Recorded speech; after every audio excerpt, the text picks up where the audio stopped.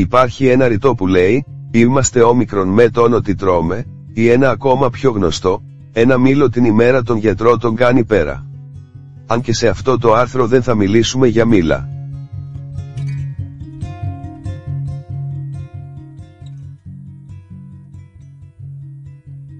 Αντί αυτού όμως, θα σας δείξουμε αυτές τις εκπληκτικές τροφές και τα μέρη του σώματός μας που ωφελούν, μέσα από υπέροχες φωτογραφίες.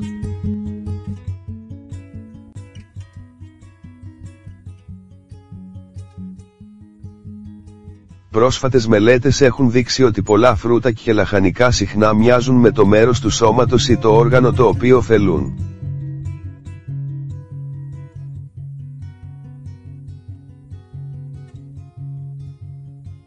Δεν είναι απλά μια σύμπτωση ότι οι γλυκοπατάτες έχουν περίπου το ίδιο σχήμα με το πάγκρεας ή ότι τα καρύδια μοιάζουν με έναν μικροσκοπικό εγκέφαλο.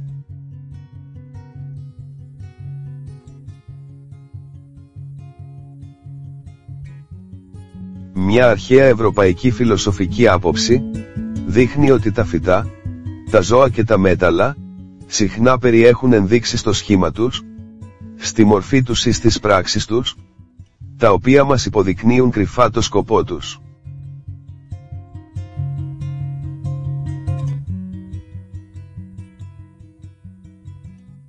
Ένα καρότα μάτια.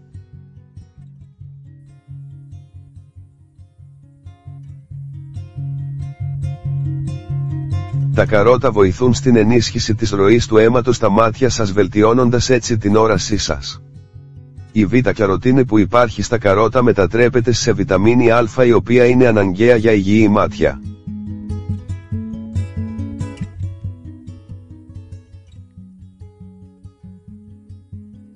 Δύο καρύδια εγκέφαλος.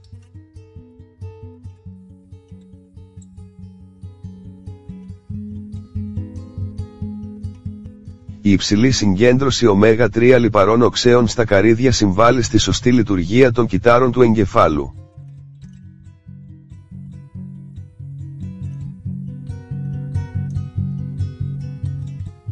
Τρία σελινόωστα.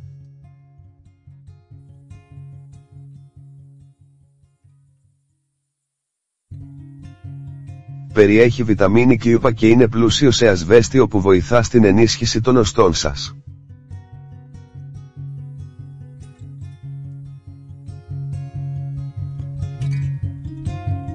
4 πορτοκάλια στις.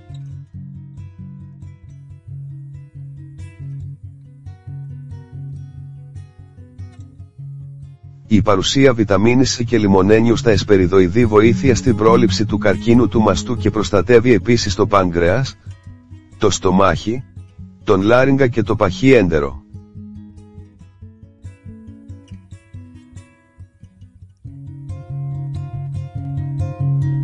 Πέντε γλυκοπατάτες πάγκρεας.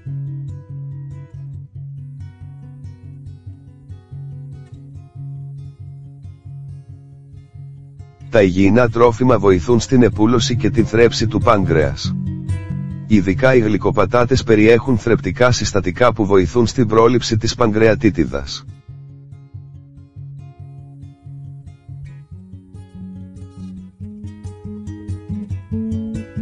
6 ντομάτες καρδιά.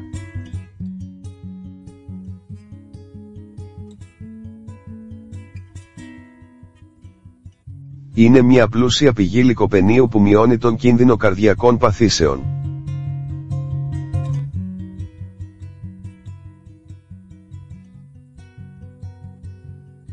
7 κόκκινο κρασί αίμα.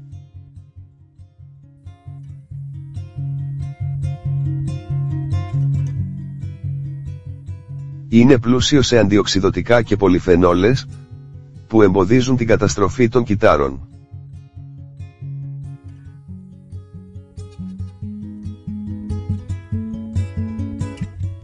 8 μπανάνες χαμόγελο.